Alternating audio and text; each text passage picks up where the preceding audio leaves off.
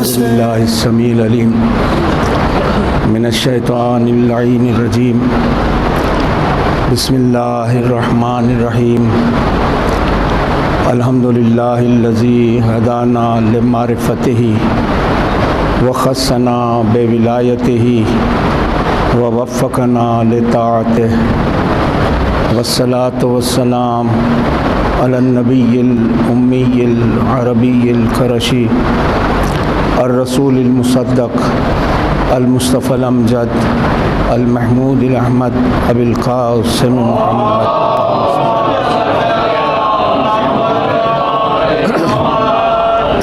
व आलिहि तय्यबीन अत्ताहिरीन अल मासूमीन अल मज़लूमीन रब्बि इश्रह ली सदरी व यस्सिर ली अमरी वहलुल उक़दतम मिन लिसानी यफ़क़हू क़ौली। दुरूद पढ़े मोहम्मद व आले।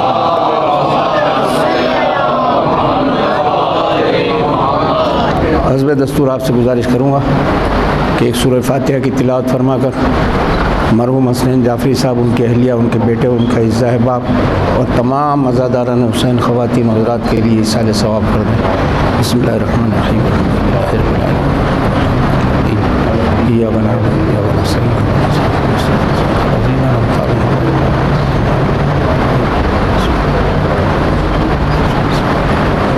एक मरतबा मिलजुल के इमाम ज़माना की सलामती के लिए बावाज़ बुलंद दुरूद पढ़ दें मोहम्मद व आले।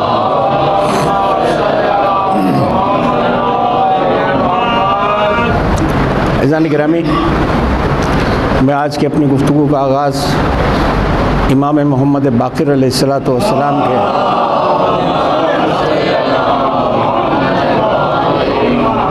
एक इरशाद से करना चाहता हूँ कि किसी ने सवाल किया, फ़र्ज़ंद रसूल दीन की असास क्या है? दीन की असास क्या है? तो कहने लगे नमाज है, रोज़ा है, हज है, ज़कात है और मेरे जद की विलायत है। मेरे जद की विलायत है। सवाल करने वाले ने कहा कि फ़र्ज़ंद रसूल इसमें सबसे ज़्यादा अहम क्या है? कब मेरे जद की विलायत सबसे ज़्यादा अहम है। कब मौला नमाज और रोज़ा, हज और ज़कात? तो कहने लगे कि मखसूस हालात में इंसानों के एक तबके को नमाज माफ़ हो जाती है, सफ़र में कसर हो जाती है, रोज़ा बीमारी के हालत में वक्ती तौर पे माफ़ हो जाता है, बाद में रखना होगा। बीमार हो गया इंसान, यह सफ़र में है, मुसाफिर है, वक्ती तौर पे माफ़ है, बाद में कज़ा करे। ज़कात उस पर है जिसके पास कुछ माल हो, हज उसके लिए है जो साहिब इस्तिताअत हो। मेरे जद की विलायत में ये कोई चीज़ नहीं है। मुसाफिर भी अली की विलायत पे कारबंद रहे, बीमार भी अली की विलायत पे कारबंद रहे, साहिब हैसियत भी अली की विलायत पर कारबंद रहे, और जो कुछ साहिब हैसियत नहीं है, जिसके पास दौलत दुनिया नहीं है, जो साहिब इस्तिताअत नहीं है, वो हज तो छोड़ सकता है, अली की विलायत नहीं छोड़ सकता।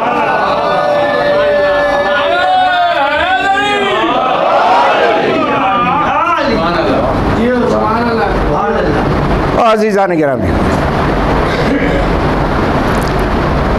सोचा था बाद में शेर पढ़ूंगा मगर पढ़ ही देता हूँ। ये राज हदीसों की किताबों में लिखा है। क्या कहने? ये राज हदीसों की किताबों में लिखा है। बुग़्ज़ अली अकीदा नहीं, माँ की खता है।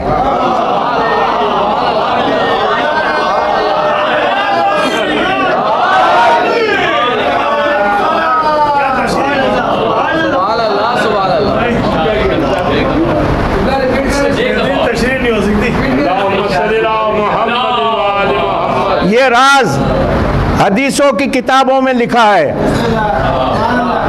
ये राज हदीसों की किताबों में लिखा है, बुग़्ज़ अली अकीदा नहीं, माँ की खता है। वो एक चेहरा ही बतला देता है। अली का नाम आए। अच्छा, एक बात आपको बतला दें,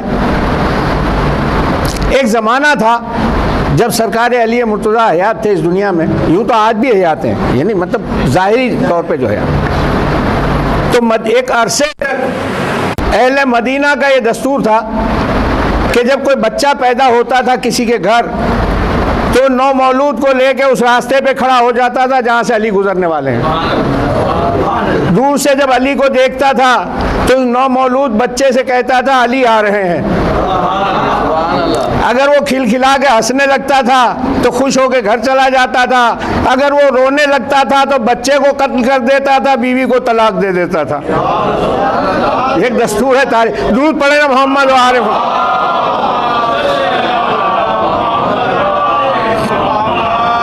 अब अली हमें कहाँ कहाँ काम आते हैं। यूं तो जिंदगी में काम आते ही। वो गालिबन 37 या 38 हिजरी थी, शदीद सर्दी थी। इराक में वैसे भी सर्दी ज़्यादा होती है, कूफे में शदीद सर्दी थी। रात आधी से ज़्यादा ढल चुकी थी, कोहर। ऐसे में अली के दरवाजे पे दक्कुल बाब हुआ। अली ने पूछा, मन अलैयल बाब, कौन है दरवाजे पर? बस शेर खुदा की आवाज़ भी करारी होती थी, आम आदमी सुने तो वैसे ही भाग जाए, मगर वो चाहने वाला था। उसने कहा, मौला मैं अबा हमदान हारिस। तो अच्छा हारिस आ जाओ। कुंडी नहीं लगती थी अली के घर में, आ जाओ। वो दाखिल, मौला के हाथों को चूमा, अली के सामने बैठ गए। कहा, अबा हारिस, तुम्हें इस वक्त कौन सी चीज़ इस रात की तारीकी में मेरे घर ले आई? कौन सी चीज़ तुम्हें इस वक्त, कौन सी ज़रूरत ले आई मेरे घर? का मौला मैं सोच रहा था कि अगर मैं मर जाऊं तो मेरे मौत के वक्त क्या आलम होगा मेरा, मेरी कब्र में मेरा क्या आलम होगा। उस वक्त अली मुर्तज़ा ने एक फ़िक्रा कहा, कहने लगे, अबा हारिस याद रखो, दुनिया में कोई मोमिन या मुनाफिक, कोई भी इंसान मरता नहीं है जब तक तेरे मौला को देखता नहीं है।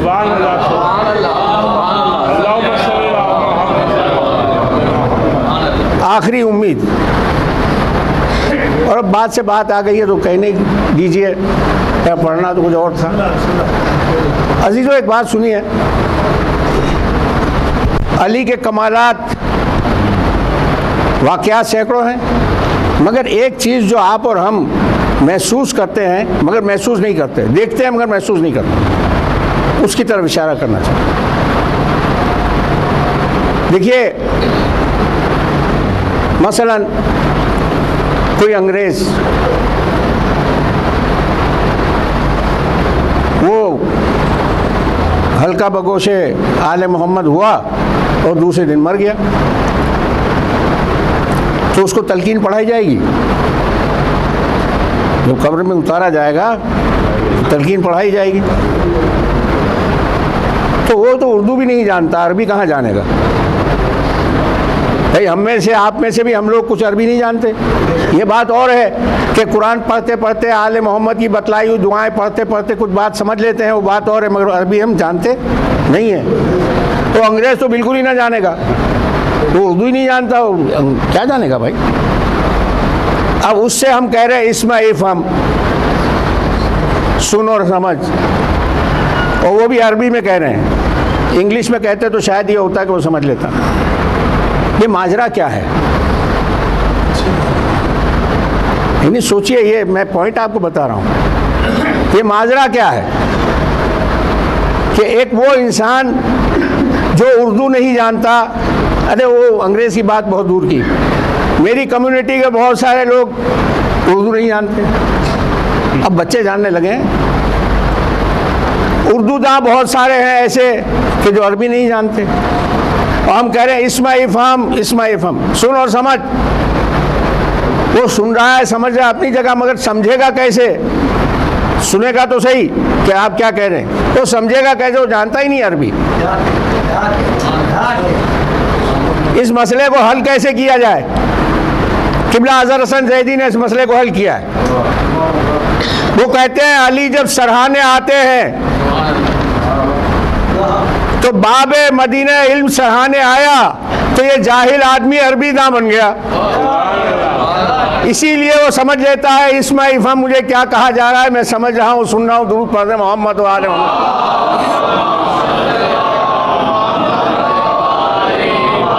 ये एक अली का अदना फैज़ है, एक अदना फैज़ है कि इधर मरा नहीं इंसान और अली सरहाने आए नहीं कि वो अरबी दां हो जाता है, अरबी दां हो जाता है। जो ज़िंदगी में सही कुरान न पढ़ पाए वो अरबी दां हो जाता है और जवाब भी देता है। ये नहीं कि नहीं देता, जवाब भी देता। बहर सूरत वो बात कहीं लंबी हो जाएगी। एक और दुरूद पढ़ते मोहम्मद व आले मोहम्मद।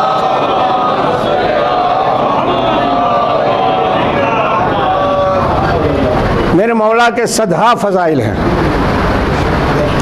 सदहा फ़ज़ाइल। आज मैं उसमें से एक दो बातें अर्ज़ करना चाहूँगा।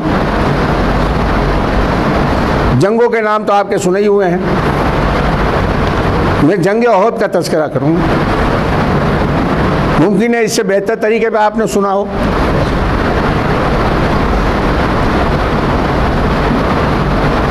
अल्लाह के रसूल ने कहा था कि ये जो घाटी है इसे न छोड़ना, इस दर्रे को न छोड़ना। दर्रे को छोड़ोगे तो दरबदर हो जाओगे, दर्रे को न छोड़ना। और मुसलमान दौलत दुनिया की लालच में छोड़ छाड़ के आ गए। वो 40 आदमी थे या 20 आदमी थे, 2 रहे, बाकी सब चले आए। नतीजा जीती हुई जंग शिकस्त में तब्दील होने लगी। चारों तरफ से नरगा हो गया, हर तरफ से तलवारें चल रही हैं, तीर चल रहे हैं।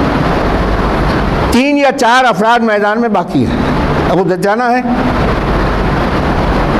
और जनाब हमज़ा है, जनाब अली मुर्तज़ा है, एक और सहाबी है। ये 4 अफराद, बाकी सारा लश्कर इधर उधर हो गया।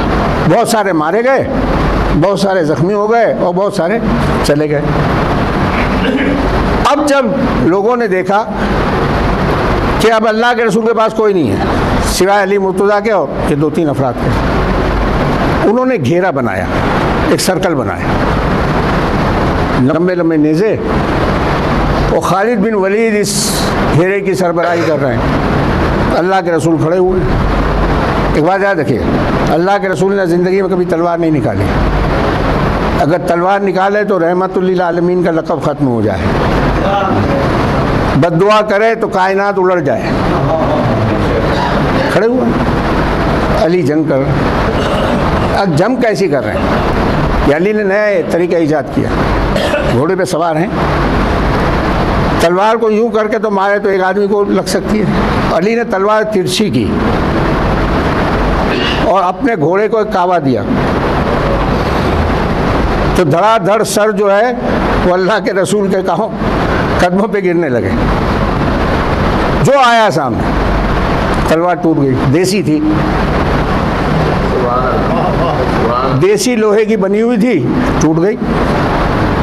अब क्या करें? रसूलुल्लाह के बाद तलवार लगी हुई है। या रसूलुल्लाह तलवार दे दें, जवाब ही नहीं मिल रहा है, जवाब नहीं मिल रहा है।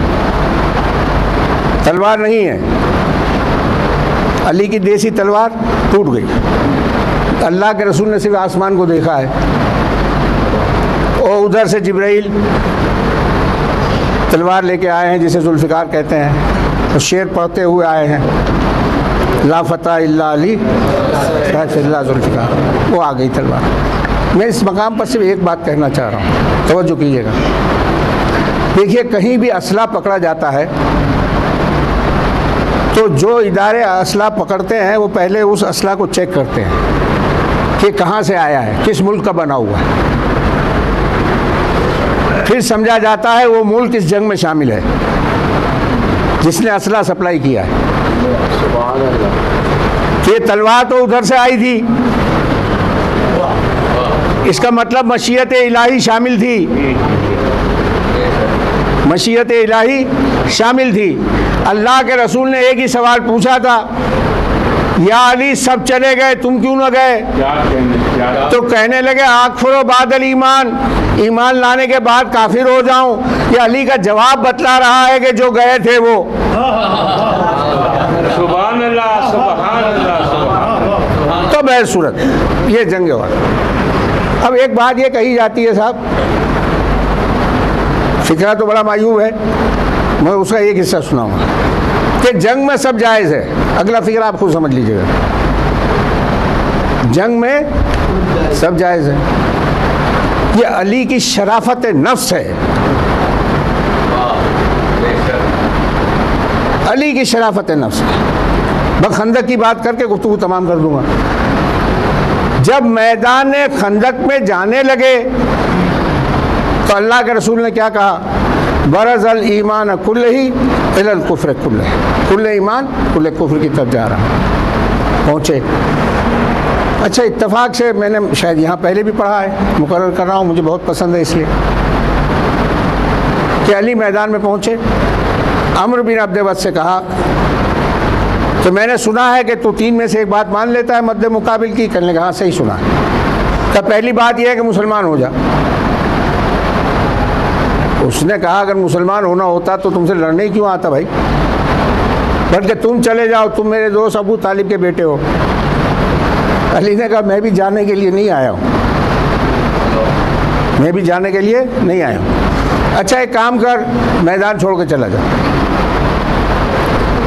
उसने कहा इब्ने अबू तालिब, क्या तुम चाहते हो कि अरब की औरतें हमेशा ताना देती रहे कि मैदान से भाग गया? नहीं जाऊँ। कहा अच्छा अगर ऐसी बात है तो तू घोड़े पे सवार है, मैं पैदल हूँ, तू नीचे उतरा ताकि मुकाबला बराबर का हो। किबला इब्ने हसन साहब वाली दक्कन के यहाँ ये मजलिस पढ़ रहे थे निज़ाम हैदराबाद में। मीर उस्मान अली भी तशरीफ़ फरमा थे, वाली दक्कन। जब इस मकाम पे किबला पहुँचे तो जाहिर है वो मालिक हुकूमत है। एक मरतबा कहने लगे किबला ज़रा ठहरिए, रुके मौलाना। कहा किबला क्या मुसलमानों के पास घोड़ा भी नहीं था कि अली को पैदल भेज दिया? अब भाई मौलाना ने भेजा हो तो मौलाना जवाब दें, भेजने वाले तो अल्लाह के रसूल है। मगर ये इल्हामी कैफियत होती है हमारे उलमा पर, ये समझ लीजिए बात को। बेसाख्ता कहा कि हुजूर अगर अल्लाह के रसूल घोड़े पे भेजते तो मुसलमान घोड़े को भी कुल्ले ईमान में शामिल कर लेते, इसलिए पैदल भेजा था अली को।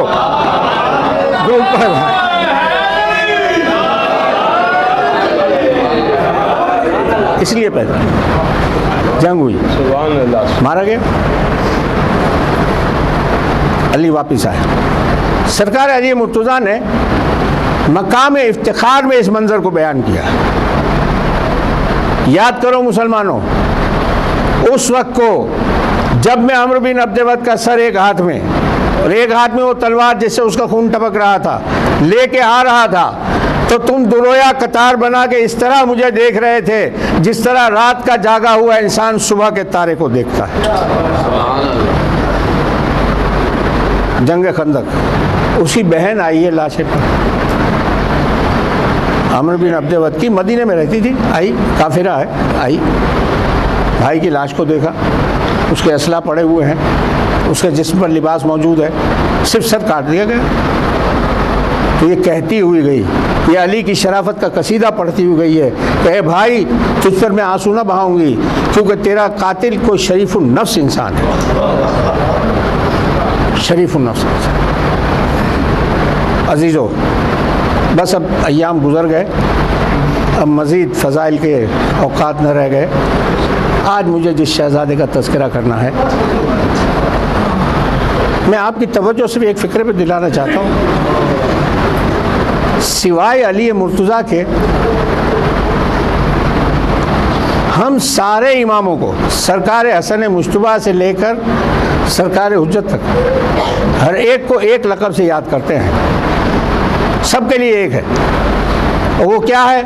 वो हम सबको कहते हैं यब्न रसूलिल्लाह, यब्न रसूलिल्लाह। ठीक, ये लक़ब मखसूस है 11 इमामों के लिए, मगर इन 11 इमामों के अलावा ये शहजादे के लिए भी यही लक़ब है। आप ज़ियारत वारिसा जब पढ़ते हैं तो शहजादे का यही लक़ब इस्तेमाल करते हैं, अस्सलामु अलैका इब्न रसूलिल्लाह। तो अंदाज़ा कीजिए कि क्या मकाम और क्या रुतबा है। और हुसैन कितना चाहते हैं कि आज भी ज़री में अपने बराबर में सुलाया हुआ शहजादा, आज भी ज़री। मगर जब मकाम इम्तहान आया, सुबह आशूर हुई है और जब दफ्तर शहादत खुला है, एक मर्तबा अपने लाल को देखा और कहा तकद्दम वलदी, मेरे लाल आगे बढ़ो। शहजादा आगे बढ़ा तो एक मर्तबा हुसैन के असहाब और अंसार ने तलवारें खींच ली, अपने गलों पे रख दी, मौला हमारे होते हुए शहजादा जाए। ये नहीं हो, ये नहीं। असहाब राह में हाइल हो गए, असहाब राह में हाइल हो गए। उसके बाद इसीलिए शायद ज़ियारत का ये फ़िक्रा है, शाम आशूर की ज़ियारत है, उसमें फ़िक्रा मौजूद है, अस्सलामु अलैका अव्वल कतील मिन सुल्ब इब्राहीम, फ़िक्रा मौजूद है। असहाब की बारी ख़त्म हुई, अइज़ा की बारी शुरू। अइज़ा की बारी में रिवायत मुझे नहीं मिलती, तो मेरा ख्याल है कि अगर हुसैन इब्न अली ने कोशिश भी की होगी अपने लाल को पहले भेजे, तो अइज़ा ने कहाँ इजाज़त दी होगी, हाथों को जोड़ के कहा होगा मौला हमारे होते हुए आप शहजादे को न भेजें। मगर जब अइज़ा की बारी ख़त्म हो गई, अब मुझे नहीं मालूम आखिरी शहीद कौन है, शहज़ादा अली असगर है पहले, आखिरी शहीद तो शहज़ादा अली असगर है, उनसे पहले कौन शहीद है मुझे नहीं मालूम। मगर मकाम इम्तहान में हुसैन ने अपने जवान लाल को तैयार किया, बाजू थामा और बहन के खेमे के करीब आए। कनीज़ ने पर्दे को हटाया, हुसैन अली अकबर को लेकर खेमे में दाखिल हुआ। देखा फातिमा की बेटी फर्श खाक पर बैठी हुई। हुसैन बेटे को लेकर बैठे, वो कहा बहन ज़ैनब, ज़िंदगी में तुम्हारी हर ख्वाहिश का हमने एहतराम किया, तुम्हारी हर बात को हमने मान लिया। बहन आज मेरी ये ख्वाहिश है कि अली अकबर को जाने की इजाज़त दे दो। तो एक मर्तबा अली अकबर को देख के कहने लगी, मेरे लाल फूफी ने इस दिन के लिए तुम्हें नहीं पाला था। भाई आप हुज्जत खुदा हैं, आप ज़माने के इमाम हैं,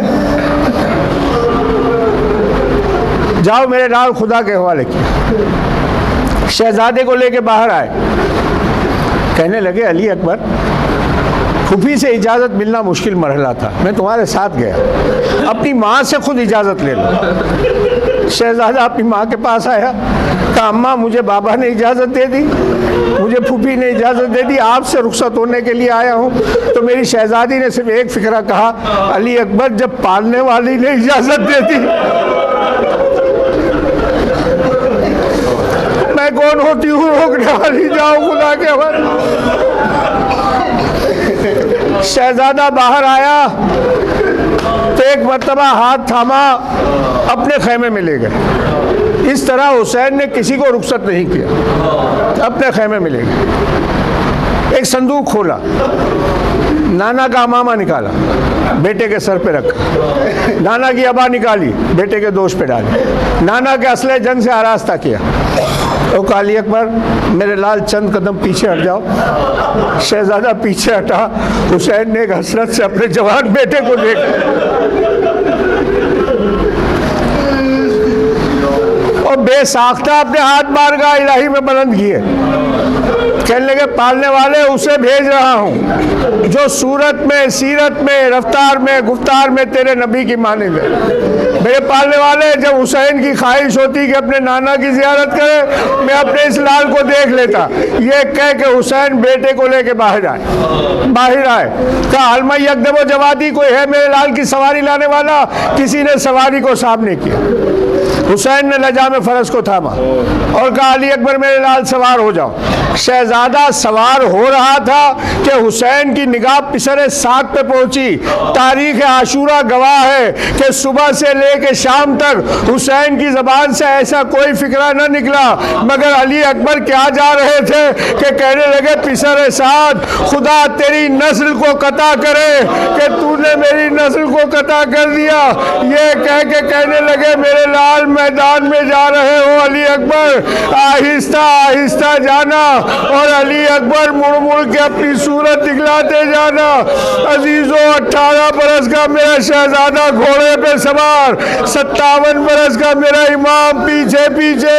कुछ दूर जाके कहने लगे बाबा, अरे बाबा कब तक आप पीछे आएंगे बाबा? तो कहने लगे अली अकबर काश तुम साहिब औलाद होके मेरे लाल। अरे अली अकबर तुम नहीं जा रहे हो, मेरी जान जा रही।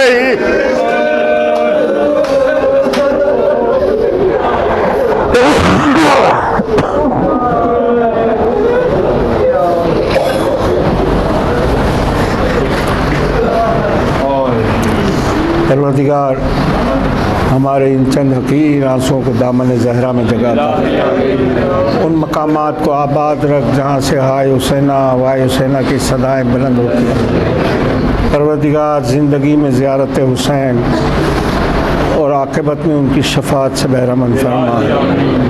परवरदिगार यह अय्याम अज़ा है, हमारे जुलूस हैं, मजलिसें हैं, अज़ादारी है, नौजवान बुज़ुर्ग अहबाब, हमारी बच्चियाँ, हमारी बहनें सब अज़ाए हुसैन में मसरूफ़ हैं। परवरदिगार मुख्तलिफ़ मकामात से जुलूस भी हैं।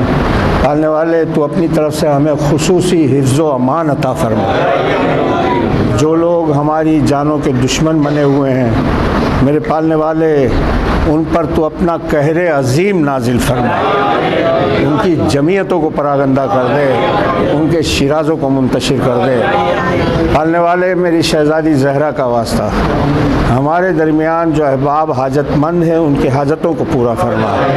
पालने वाले मेरी सैदानी का सदका, हमारे दरमियान जो अहबाब परेशान हैं उनकी परेशानियों को दूर फरमा। परवरदिगार वारिस फ़र्श अज़ाए हुसैन सरकार हुज्जत को इज़्न ज़ुहूर अता फरमा, हमें उनके ग़ुलामों और खिदमत गुज़ारों में शुमार फरमा। माबूद उन मकामात को आबाद रख जहाँ से हाय हुसैना वाय हुसैना की सदाएं बुलंद होती हैं। परवरदिगार हमारी इन दुआओं को मेरी शहज़ादी ज़हरा के सदक़े से अपनी बारगाह में शरफ़ क़बूलियत अता फरमा। इन्नल्लाह व मलाइकतहू युसल्लूना अलन नबी या अय्युहल्लज़ीना आमनू सल्लू अलैहि व सल्लिमू तस्लीमा।